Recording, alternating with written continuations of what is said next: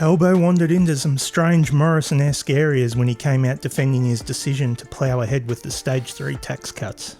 Bear in mind that the Stage 3 tax cuts start at $45,000. We've found a new mayor for Gaslight City. Let's have a quick history lesson.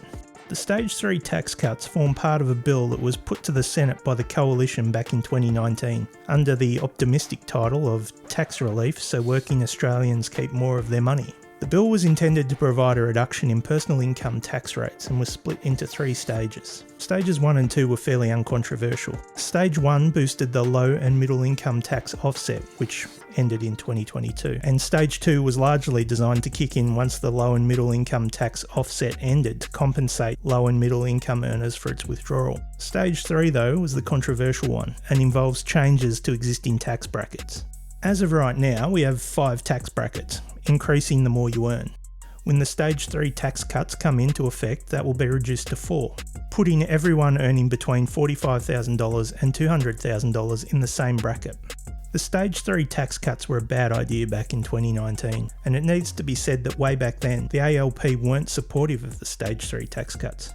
We think that Stage 3, at a cost of some $95 billion down the track, for an economy which is very soft at the moment, which no one can say what the economy looks like in 2024-25, is really a triumph of hope over economic reality. And they were pushing for them to be removed from the wider tax cut bill. The Shadow Cabinet and then the caucus have agreed today is to support Stages 1 and 2 of the government's tax package, but also to move amendments in the House and then in the Senate to bring forward part of Stage 2 and also to take Stage 3 out of the bills that are before the Parliament. Despite their reservations, however, they ultimately sided with the Coalition to pass the tax package, Stage 3 included. Taking another step back, Australia has what is known as a progressive tax system, meaning the more you earn, the higher the rate of tax you pay. It's important to understand how it works, because once you do, you'll understand just how bad the Stage 3 tax cuts are for everyone outside of the top end of town. Let's look at what tax someone on the median annual Australian income of $67,600 pays, and the breakdown of that using the current tax brackets. This is Barry. Barry earns $67,600 per year. Barry pays progressively more tax the more he earns. The first $18,200 that Barry earns, he pays no tax on that at all. This is the tax-free threshold. For the money that Barry earns between $18,201 and $45,000, Barry pays a 19% tax rate. So in this case, $26,800 of Barry's income lands within this 19% tax rate. So for this portion of his income, he's paying $5,092 in tax. Barry's remaining income falls within the next tax bracket. That is any income earned between $45,001 and $120,000, which incurs a 32.5% tax rate. So in Barry's case, $22,600 of his income falls within the 32.5% bracket, meaning he'll pay $7,345 in tax on that portion of his income. So adding it all up, he's paying $12,437 tax per year. You can jump on the ATO website. They've got a simple tax calculator there that you can work out your current annual tax if you're actually interested. I used it just to double check my calculations here, to be honest. Now let's look at how Barry will fare under Stage 3. The first 2 brackets remain the same, so he pays no tax on the first $18,200 he earns, and a total of $5,092 in tax on his income between $18,201 and $45,000. For the remaining $22,600 of his income, he'll now only be taxed at a rate of 30%, down from 32.5%. So he'll be paying $6,780 on this portion of his income. So in total, under Stage 3, he'd pay $11,872 in tax per year, or a reduction of $565 per year, which is roughly $11 per week. I realise $565 a year or $11 a week is better than nothing, but when you stop to think about it, with the impacts that the Stage 3 tax cuts will have on the wider economy, you have to start asking yourself, is it really better than nothing, or is it actually worse than nothing? It can be a bit hard to get your head around, but the sad reality is that for most workers, the Stage 3 tax cuts will see them worse off in practical terms. particularly when you factor in the inflationary impacts they'll have on the economy. Chris Richardson is one of the economists that has also indicated that Stage 3 tax cuts will also prolong the current period of high interest rates, which will no doubt negatively impact those paying rent or a mortgage. Here he is on Q&A. It means that you're not going to get relief from the Reserve Bank. The rest of the world can start to expect interest rates to be cut in about 6 months' time. In Australia, maybe a year, because these big tax cuts are coming. So you're saying people's interest rates will stay high because of these tax cuts? Higher for longer, yeah. I think these tax cuts?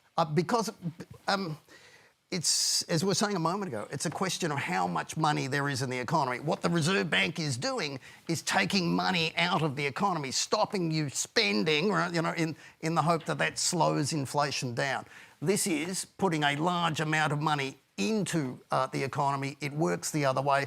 Looking back on 2019, politically I understand that Labor had to support the bill if they wanted an opportunity to take power. Continuing to oppose the bill at that time would have just opened them up to accusations of standing against tax cuts. No one would have bothered with the nuances, they would have just focused on the headline.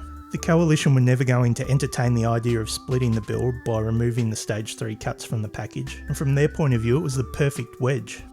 Labor's rationale for ultimately supporting the tax package in 2019 makes sense. It's reasonable. Albanese said that Labor reserved the right to repeal the third stage of the package and would reassess ahead of the next election based on economic circumstances. That was fine, it gave him the perfect out. Labor's problem was 2022, where they promised to deliver Stage 3 untouched. What I find interesting with party politics is how quickly politicians are willing to shed their principles to get into or hold on to power. Here's now Treasurer Jim Chalmers speaking on the Stage 3 tax cuts in 2020. Stage 3 is the least responsible, least affordable, least fair. 2 years later, he is now Prime Minister Anthony Albanese committing to delivering the Stage 3 tax cuts should he win the election. Do you remain committed to them, and will you continue to support the Stage 3 tax cuts if there is a condition of doing a deal to achieve government is to drop them? Where do you stand on them? Are you willing to trade that away for government with the Greens? They've been legislated. We support them. We stand by that. We don't support the Greens. I'm seeking to form government in my own right.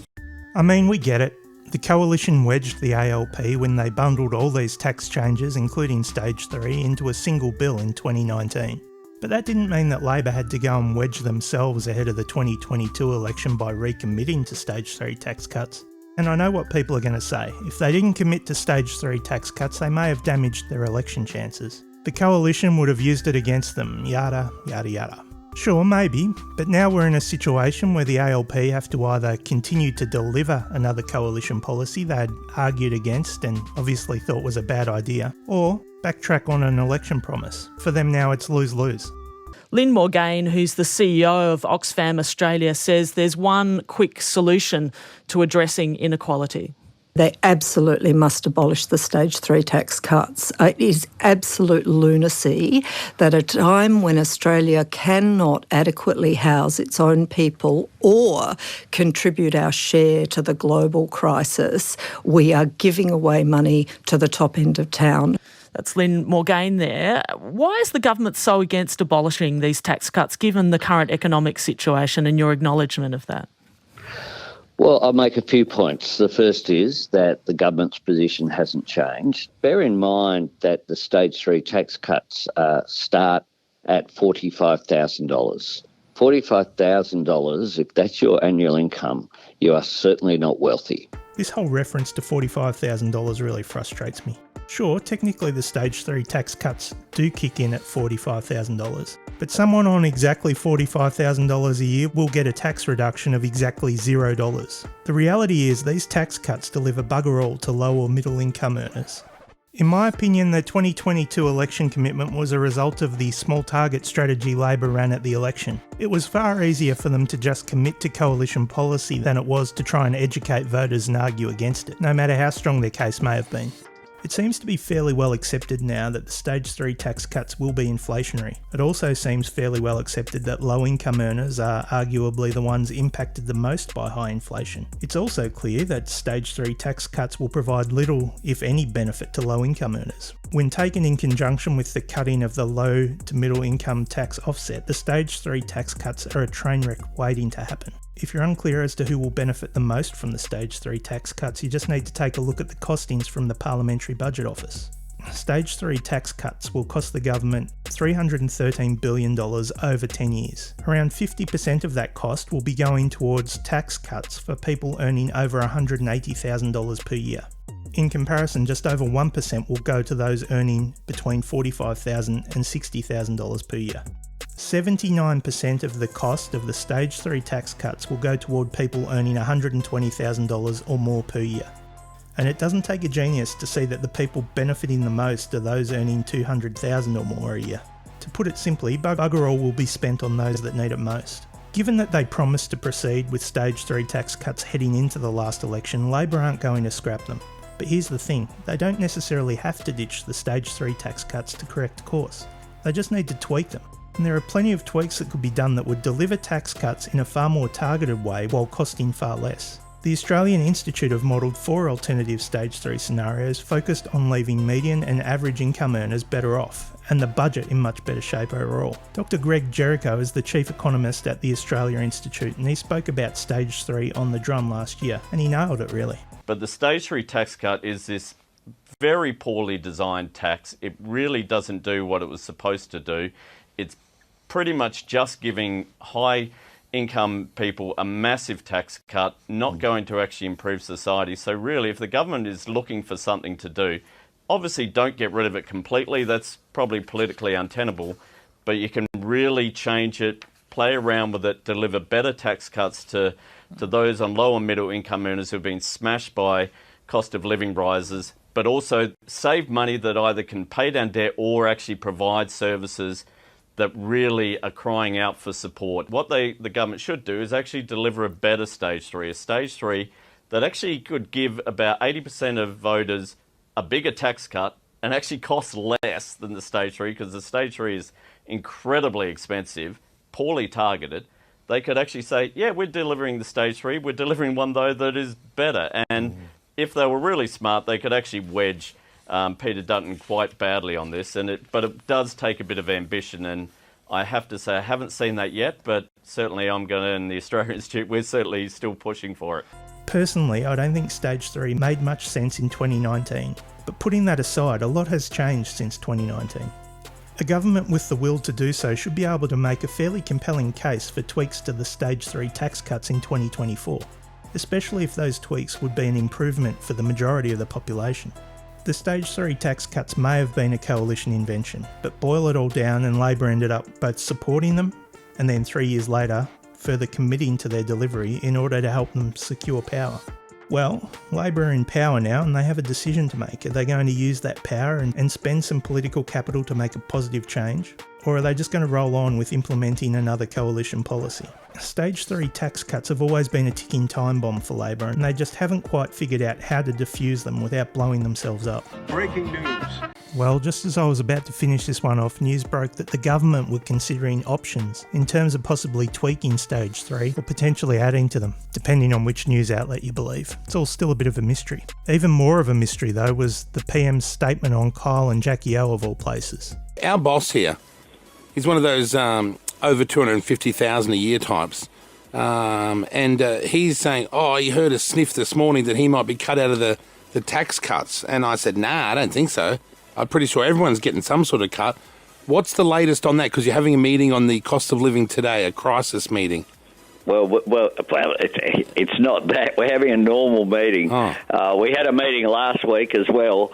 The papers do like to to make up things. Hyperventilate a little bit about these things. So you're ripping off the high end of town? We're having a meeting.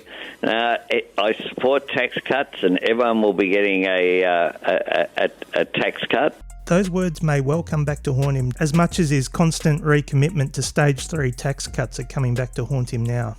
We support them. Our position hasn't changed. It's very clear. These are due to come in 2024. Can you promise to those Australian families the Stage 3 tax cuts will come into effect in July in full?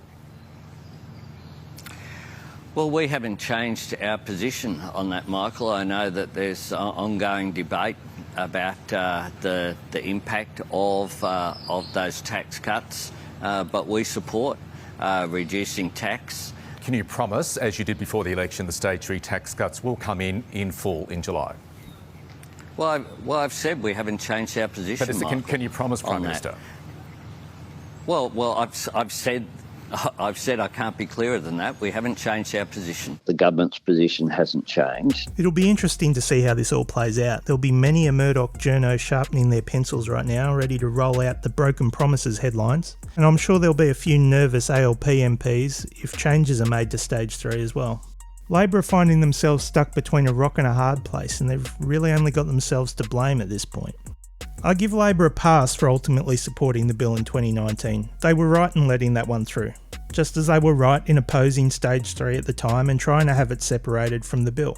What I can't give them a pass for is committing to delivering stage 3 as an election promise. It's that promise that's haunting them now, and that promise that's tied them up in knots. If they scrap stage 3, they'll be breaking an election promise. If they tweak stage 3 in such a way as those that expected a tax cut no longer get one, they'll be seen as breaking an election promise. If they deliver stage 3 untouched, it'll cost the country a fortune, delivering very little benefit to those who need it most. If they deliver stage 3 and add additional cuts or measures on top, the cost to the country will be massive, and if stage 3 were inflationary, what would stage 3 plus look like? Interesting times.